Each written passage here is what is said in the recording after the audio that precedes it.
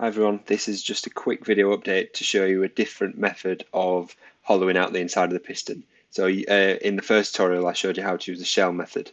I'm going to show you a different way of modelling that because when I sort of looked into the move face tool, I read that it's sort of better for if you've imported geometry and you've not really got all the features properly. So that's what the move face tool's for. So I'll show you how to do it using a cut revolve again. So I've got the model open as it was at the end of the first tutorial. So the first thing I'm going to do is I'm going to roll it back to just before the shell. So the shell feature is here. So if I roll it back to the stage before that shell was added. And then what I'm going to do is I'm going to, if I just Control A on that, I'm going to add some more equations, some more variables. If I manage equations and then here if I add a global variable, I'm going to add one called piston crown thickness. And I'm going to make that 6 millimeters.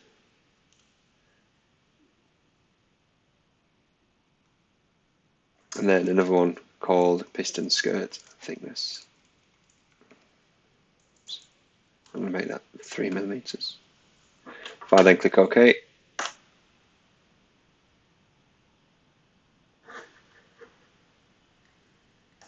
so now I've got my two new variables here. You can see them in the equation bar.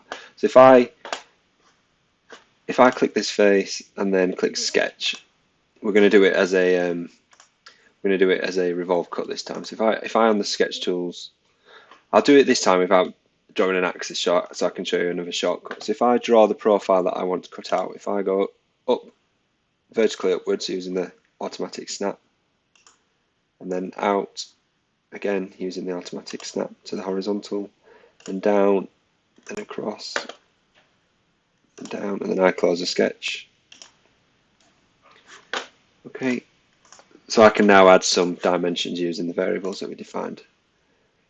So I'll define sort of the distance here from the relief that we put in. So if I just put a dimension equals piston crown thickness, click tick,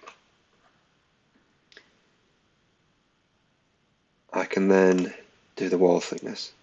So depending on which one you're more interested in, I could do it from the compression ring, the back of the compression ring groove, or the back of the oil control ring groove. As I want sort of a minimum wall thickness, I'm going to do it from the back of the compression ring groove.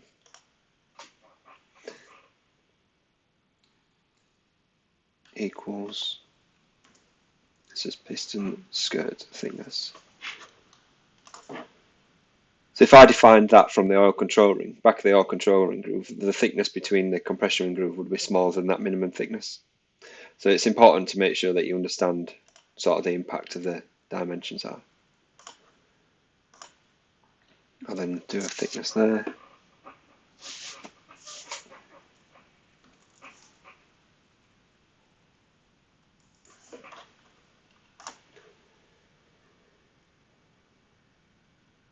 And then the last one to make the sketch fully defined is to dimension the thickness there. Again, equals piston skirt thickness. So this time, instead of, because the good thing about the shell feature is that where we have got these sort of piston ring grooves, it follows that perfectly. So if I had a really small wall thickness, it would sort of go in these gaps. But the downside, so the main thing about doing this is that I'm sort of modelling it as though it had been manufactured. So that's sort of the difference here. We're not going to have that intricate detail where it goes in there if it was a small wall thickness. So I can now add some fillets to this sketch. I could either do it in the sketch or add them as a fillet after. I'm going to do it in the sketch for this example. Just going to add one on that corner there and then two here. I'm happy with that. Click the tick. And then, so while I'm in the sketch, if I do features revolve cut, I have to select the axis of revolution. So if I wanted it to rotate around there, which I'm not going to, I could click that axis. So I could click this line here, which is what I want. So there we've got it. So that looks right. I'll just click the tick. There it is.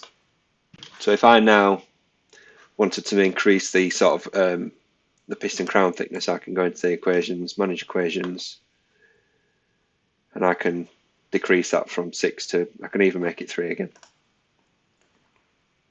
Click OK. I'll think about it. There we are, got a smaller wall thickness. I'll leave it at 3 just to save a bit of time. I can then roll this back and I will get some errors. So the shell feature is not going to work anymore.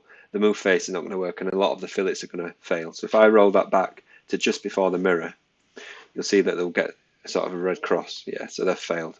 It's only the fillets there, so it's not a big problem. If I just right click and delete those, it'll ask me if I want to delete the dependent items. So if I click yes, so there it's got rid of those sort of, there was a fillet that went around here, and there was a fillets there that we've already put on, so we've not got that issue anymore. And there was also the face-to-face fillet between the move face feature and the edge. So if I just roll this back to, I'll do it actually after the gudgeon pin draft. Yeah, so I just want to put a fillet in at this stage now that goes around that edge. So if I click fillet, I'll use a constant radius fillet this time. And click that edge, the fillet will sweep round, that's alright. Okay.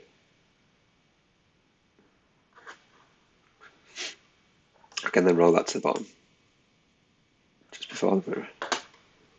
And there we've got it. So that's another way, like I said, with sort of CAD modelling, there's always more than one way of achieving the same thing. If I roll that to the very bottom, you can see we've got his piston. So if I was, for example, with the chamfer, which I put on this sort of exterior face here, if I did that chamfer after the mirror feature, obviously it would only be on one side. So it's important that if I want anything to be consumed within this mirror, if I roll it back first and then put anything in there now, when I mirror it, it'll go across. There was one other thing from yesterday that I remembered. So this draft, I said that I'd made a mistake with sort of, I'd selected the wrong face. So I originally selected the bottom face and then said, oh, you need to use the top face. But it doesn't actually matter.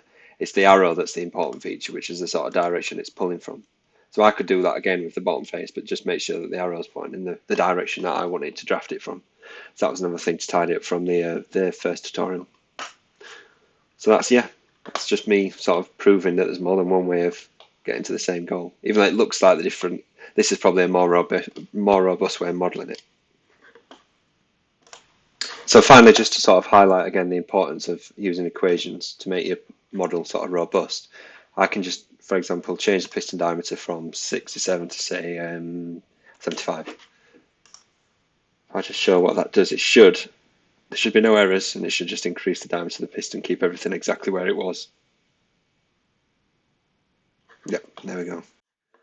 So there it is. That's just a sort of little quick revision from what we did yesterday. So I hope that's helpful again. It's just another way of doing sort of achieving the same goal. So thank you. Again, if you've got any questions, just drop a message. Thank you.